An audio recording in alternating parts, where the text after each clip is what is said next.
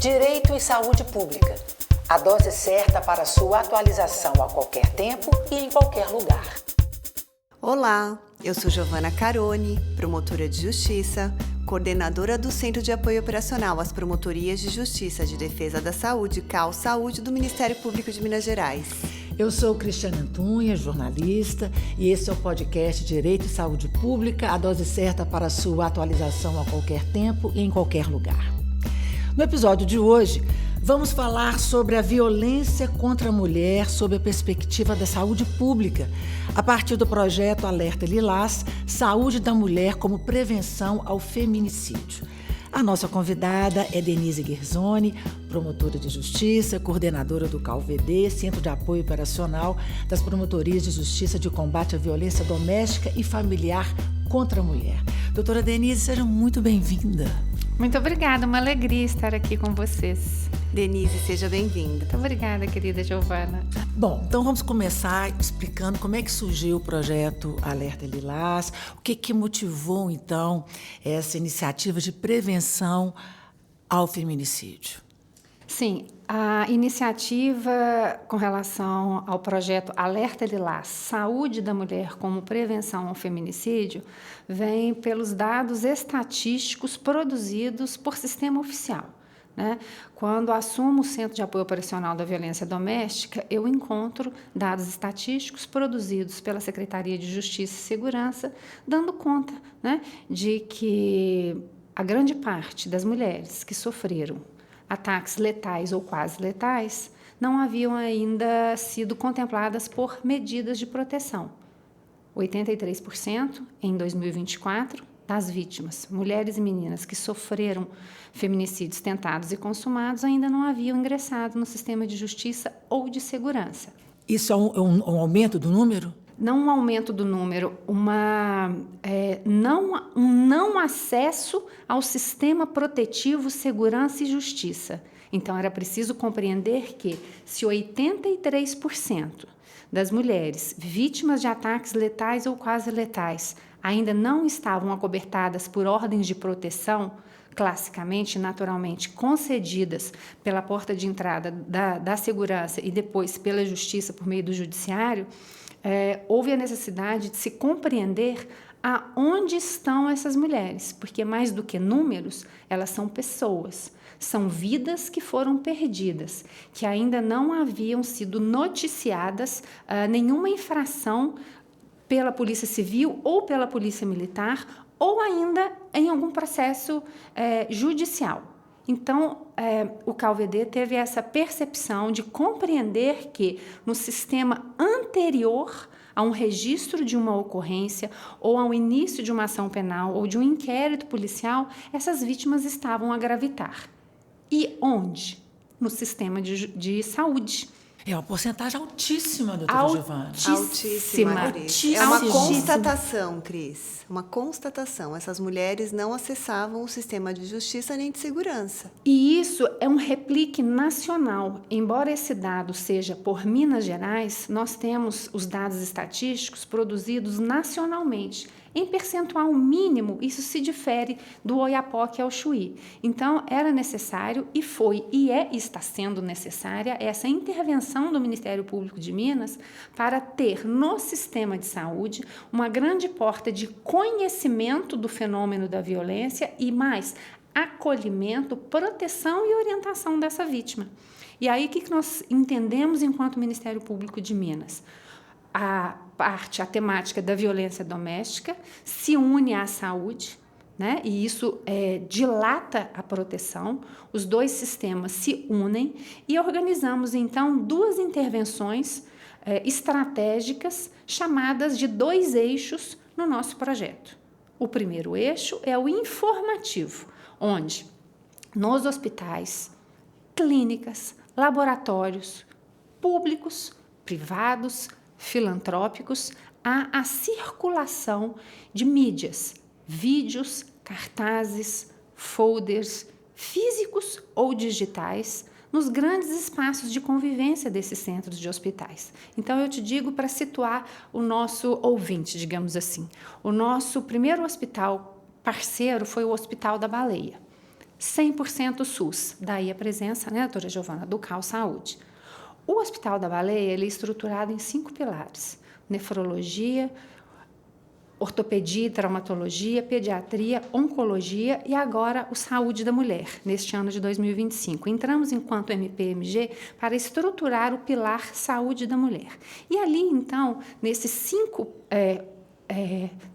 unidades, digamos assim, porque são vários prédios, né? O Hospital da Baleia é um complexo, ele não é um prédio único. Quando você entra, você vê circulando nas telas, telões, visores, salas de espera, centros de convivência, as mídias que trazem conteúdo informativo protetivo. Por exemplo, você sabe o que é uma violência psicológica? Episódios de humilhação, manipulação, isolamento, perseguição podem caracterizar uma violência. Se você estiver sendo vítima de violência psicológica, por exemplo, você não está sozinha. Seguem aqui os telefones e contatos que estão à sua disposição para acolhê-la e protegê-la. E assim a gente fez também com todos os outros tipos da violência sexual, do que ela é, e mais do que citar a violência, traduzir em exemplos do dia a dia, do cotidiano, para que o grande público se reconheça, se for o caso, inserido em alguma situação daquela natureza, né? Então, quando a gente fala em violência patrimonial, é um pouco intangível. Então, quando a gente traz, olha, se você tiver o seu celular quebrado, inutilizado, os seus objetos pessoais, os seus objetos de trabalho que garantem a você o seu sustento e, por conseguinte, não submeter um relacionamento abusivo em razão de dependência econômica, se houver a destruição daquilo que é pessoal ou profissional, você está inserida num ambiente violento. Se caracterizada a violência patrimonial nesse particular aspecto, você tem acesso a medidas de proteção e o caminho é este colocado. A Polícia Militar, Polícia Civil, a própria rede de saúde assistencial, promotorias, delegacias, enfim, toda a rede é colocada nos sistemas. E uma coisa que é muito importante, responde de forma cirúrgica à pergunta. A espinha dorsal da Lei Maria da Penha e do Sistema Protetivo da Mulher são as medidas protetivas. E hoje, com esse dado de que 83% não tinha ainda uma medida protetiva, era preciso colocar onde pedir, por qual razão solicitar, se houver descumprimento, a quem se dirigir e qual é a consequência, e 2 questões muito importantes. Uma, que ela não depende do inquérito policial, tampouco da ação penal. Ela tem vida autônoma. E por que, Cris? E por que, né, caríssima Giovana? Muitas das vezes, a violência contra a mulher deriva de uma relação íntima de afeto. E isso nubla, confunde, ou adia uma decisão de um pedido de um processo criminal. Mas, em permitindo a natureza da ação, podemos caminhar lado a lado, avançando com relação à apuração criminal ou não, a depender da natureza. Então, é possível, em tese, que a gente tenha uma mulher protegida e, naquele momento, o processo criminal não avance. E essa dissociação protege e muito, porque no nascedouro, no momento crítico da violência, muitas das vezes, há uma retratação, há uma desistência, né? Quando as pessoas não compreendem, mas pediu uma providência e logo depois desistiu. Né? Isso é uma questão muito rasa, porque isso é próprio do fenômeno. Ele é cíclico, né? É a fase, né, do bate-a-sopra, de que acontece uma situação grave, depois a lua de mel, a segunda já é mais grave, lua de mel, até que a gente chega no feminicídio. Então, para fechar a sua pergunta, a resposta é: entramos estrategicamente numa visão de intervenção primária, preventiva, vendo e constatando que as mulheres acessam o sistema de saúde, visitam periodicamente e cada vez mais a miúdo quando a violência vai se escalando, e muitas das vezes no sistema de saúde não havia o reconhecimento de que aquela mulher, de que aquela demanda era advinda de violência doméstica. Por isso, para além dessa parte informativa, existe o eixo 2, também providencial e indissociável, que é a qualificação dos nossos parceiros, não só médicos, psicólogos, nutricionistas, mas também o staff administrativo. Todo e qualquer que estiver compondo a rede de colaboradores, seja na portaria, na lanchonete, na parte que entrega os aventais para fazer os exames, enfim, todos estão recebendo um letramento mínimo de gênero, para que não percamos janelas de oportunidade de proteção. Porque é um erro acreditar que a mulher somente fará alguma narrativa para quando do atendimento com o médico. Com o médico, claro que fará, se assim ela desejar. Mas, sabe o que acontece, Cris? Acontece, Giovana? Muitas das vezes ela pode estar acompanhada do agressor quando da consulta. Então, a gente prevê essas situações e, por exemplo, ela pode estar se trocando, eu sempre trago esse exemplo, ela pode estar se trocando na rouparia ali para fazer o exame e ela dizer, olha, eu estou em situação de violência. Essa frase. Então, aquela pessoa que está no staff administrativo, ela precisa conhecer qual o caminho a percorrer administrativamente dentro daquele hospital, clínica, enfim, para que aquela vítima que está na companhia do agressor, na sala do médico, seja atendida com segurança. E quais são os resultados já no Hospital da Baleia, desse cuidado coordenado que está sendo feito lá? Nós já tivemos, né, Cris, relatos de colaboradoras, né, impressionante, assim, até o parceiro, né, dentre os seus colaboradores e colaboradoras já nos trouxeram demandas, né, de violência. E assim, o Alerta Lilás Saúde da Mulher com Prevenção ao Feminicídio, ele reconhece o sistema de saúde como a principal porta para acolher essas mulheres em situação de violência, e não só. Ele faz o direcionamento adequado dessas mulheres para a rede de proteção.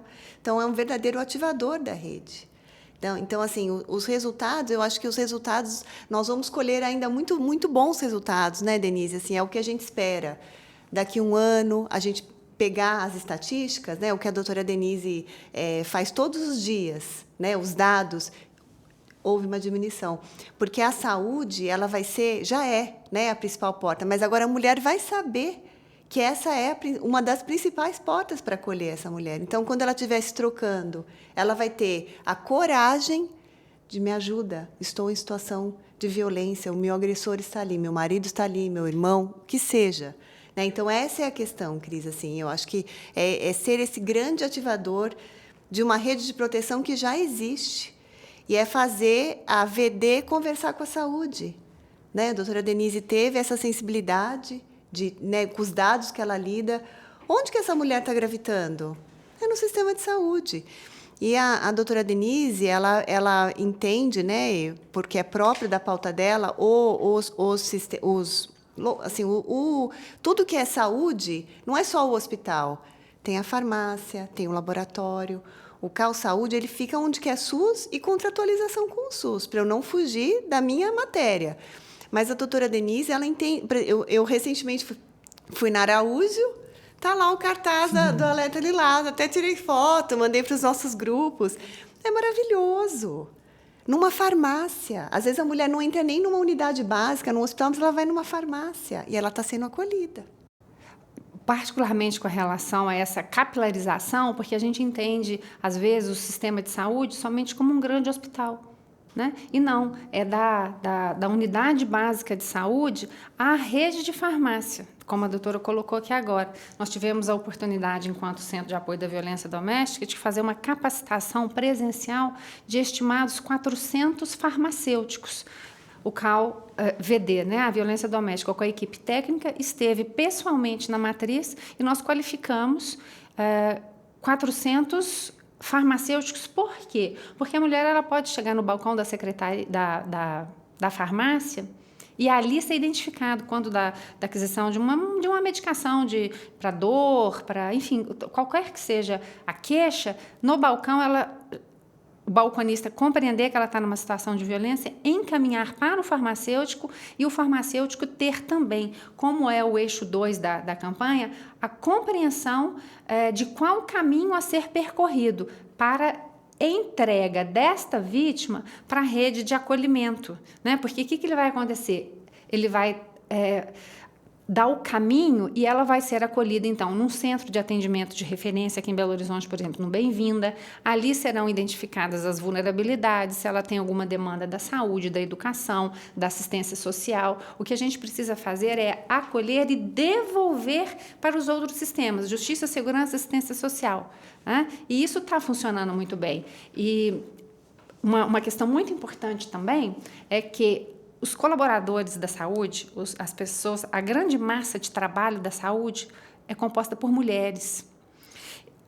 Eu arrisco dizer 80%, doutora Giovana. Então, nós temos demandas do público externo e interno. A campanha ela não está se dirigindo, e isso era esperado, mas isso está vindo num volume significativo, de que não só aquelas que frequentam, mas aquelas que trabalham no sistema de saúde estão sendo igualmente beneficiadas. Eu vou dizer, não tem um parceiro sequer que a gente não teve um retorno de acolhimento externo e interno, né? Doutora Denise, o projeto está se expandindo, né, para outros estados e instituições também. Por que ele está conseguindo se expandir tanto assim? Porque o projeto está se expandindo para todo o território nacional, porque existe essa demanda objetiva de proteção e orientação no sistema de justiça. A realidade é clara, né? A realidade é clara que as mulheres que sofreram, como eu falei, ataques letais e quase letais, a grande maioria não tinha ainda aquele acesso, né? E o que acontece no sistema de saúde? Existe uma normativa que diferencia duas situações extremamente importantes, que é a comunicação externa e a notificação obrigatória. O sistema de saúde, ele já traz a obrigatoriedade para o profissional de saúde que tenha conhecimento de indícios de violência contra a mulher, por meio da comunicação externa, notificar a autoridade policial. Mas isso é subnotificado, muitas das vezes porque sequer identificado, que para que a gente notifique um fato que ocorreu, é preciso que, no momento antecedente, ele seja reconhecido. Daí a nossa qualificação para aqueles que operam no sistema o reconheçam, para posteriormente o comunicarem. Então, a gente está no momento antecedente para fazer valer realmente essa comunicação externa, compatibilizando o princípio da autonomia da mulher com a comunicação externa obrigatória para que os órgãos de segurança tenham notícia de uma mulher, por exemplo, que está em risco iminente de vida, ou aquele episódio trouxe um gravame significativo para a saúde pública. Então, essa qualificação faz um acomodar daquilo que é administrável, daquilo que demanda a intervenção imediata, por exemplo, da Polícia Militar, se for uma situação de flagrante, aquilo que demanda uma intervenção da assistência social e, portanto, pode ser construída a intervenção, né? Então, o que nós buscamos é, para além da norma da saúde, que já está posta por meio da comunicação externa, como eu digo, à vista de indícios de violência, há de ser comunicada à autoridade policial, fazer a acomodação disso, porque a notificação obrigatória que ali existe é para fins epidemiológicos, né? Para fins da parte da saúde, do sistema de agravos. Já enfim. é uma rotina do SUS. É uma rotina do SUS. Agora, a capilaridade, voltando à sua pergunta também, primeiro ela ganha o SUS Minas. Hoje nós entramos na rede FEMIG,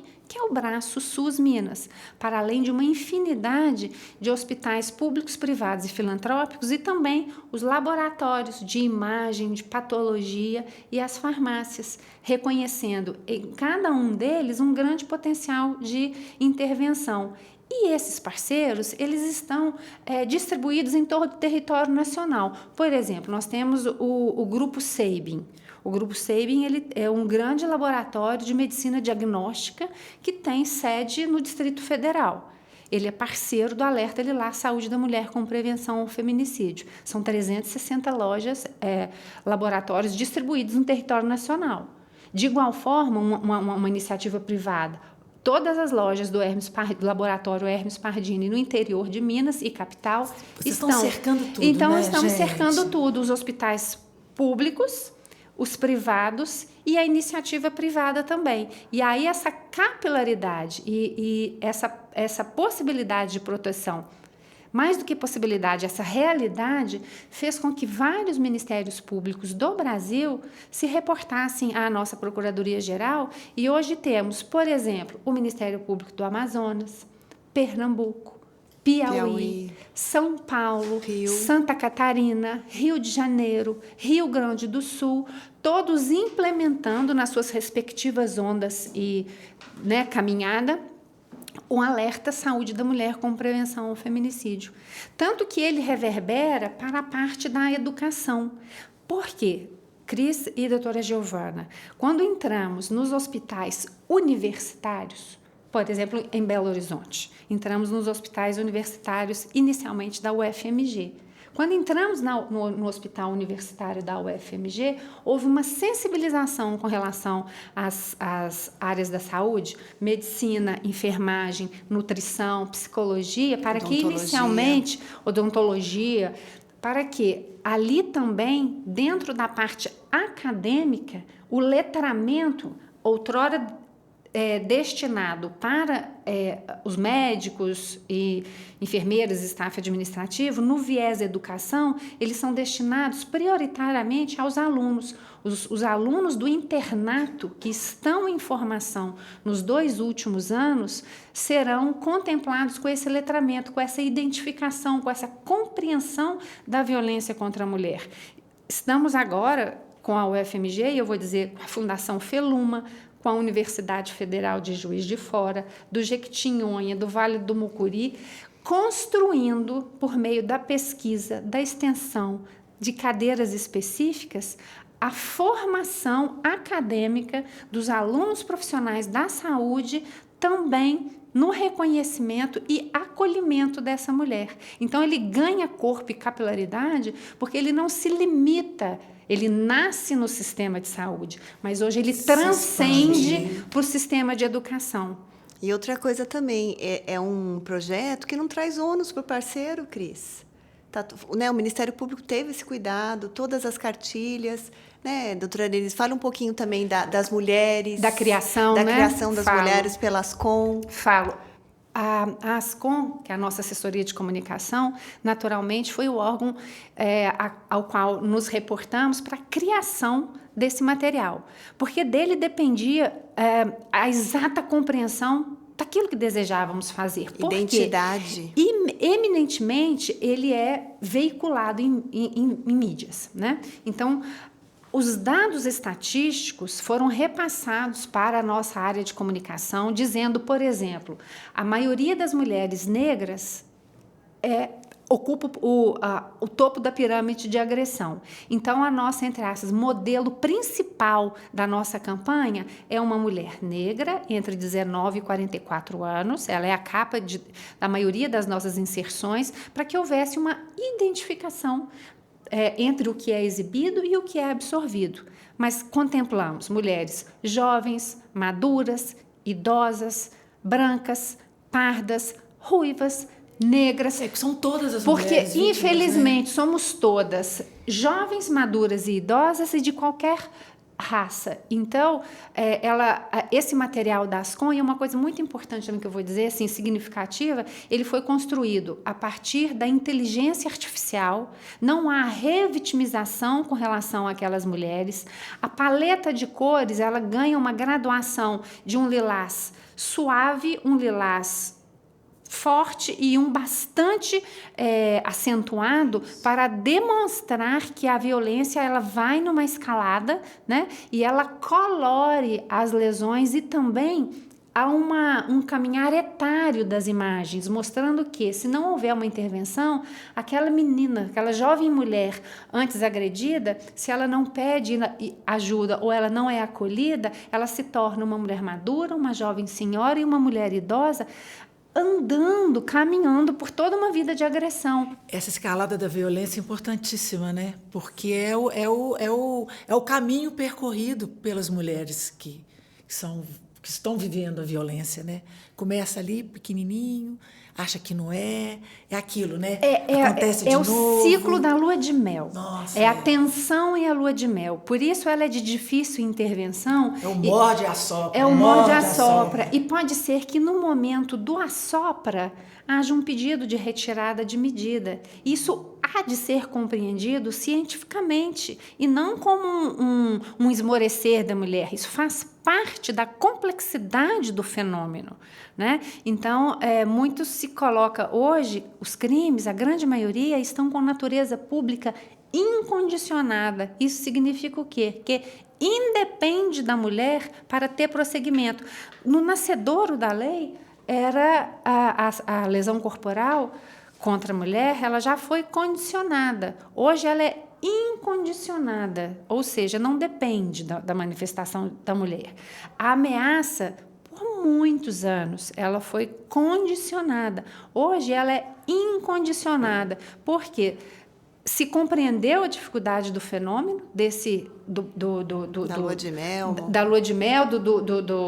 do pedido de retirada da medida e também uma questão muito importante que a lei é sábia, para que ela não seja coagida a retirar aquela medida de proteção ou o prosseguimento da ação, porque se a ela não é dado a retirada, ela não será pressionada ou coagida. E muitas das vezes existe uma pressão e uma coação muito grande, infelizmente, que transborda a vara da violência doméstica e entra em outros ramos de atuação. Por exemplo, é absolutamente desejável, mais do que desejável, o CNMP recomenda, por recomendação expressa, que haja uma interlocução entre todas as promotorias e todas as procuradorias. Por quê?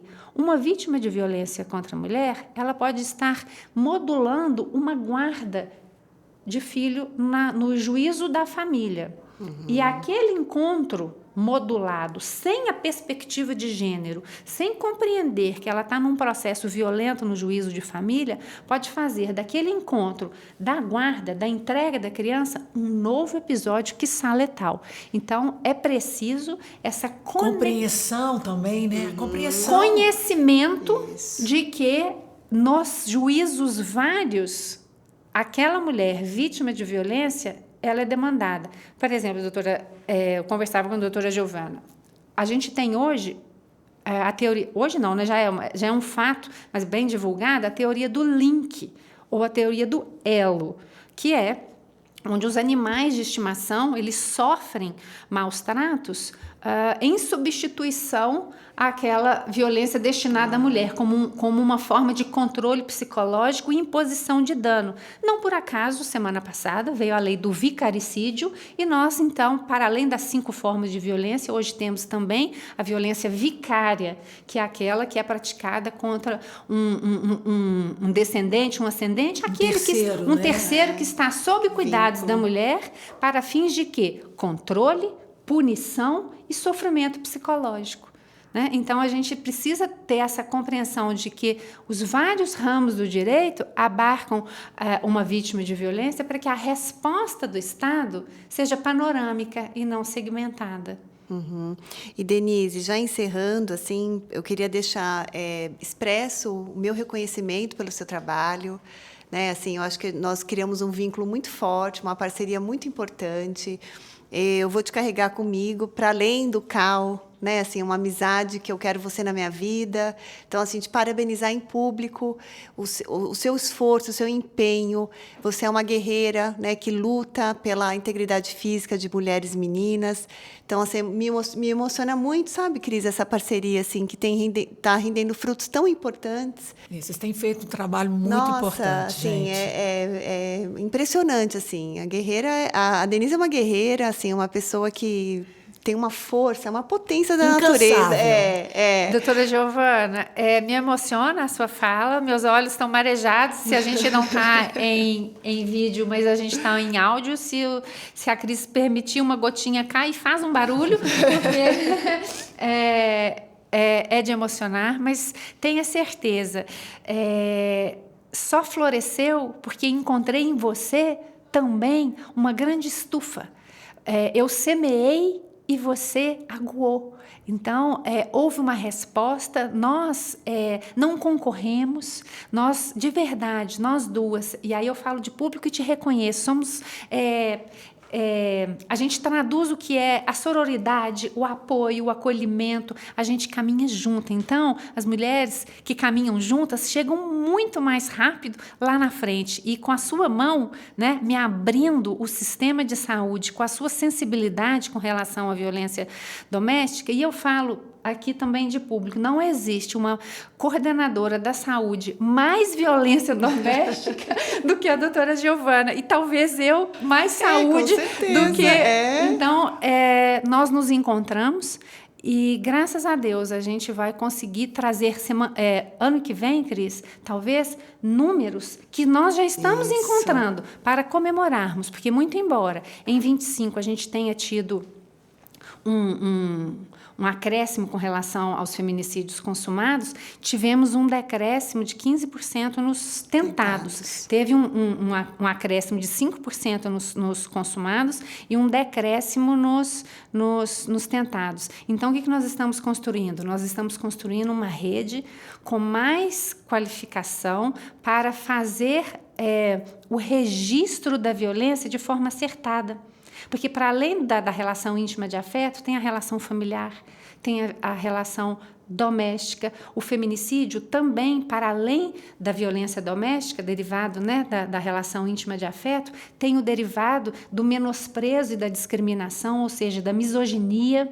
Então, é preciso qualificar todo o sistema para fazer o registro, desde o nascedouro, do registro do boletim de ocorrência, do inquérito policial até a decisão final, dessas outras faces de violências, agora vicária, e outras faces do feminicídio que vão além, como eu disse, terrivelmente da violência doméstica, mas para o desprezo e para a discriminação, que é a pauta do dia, inclusive em território nacional.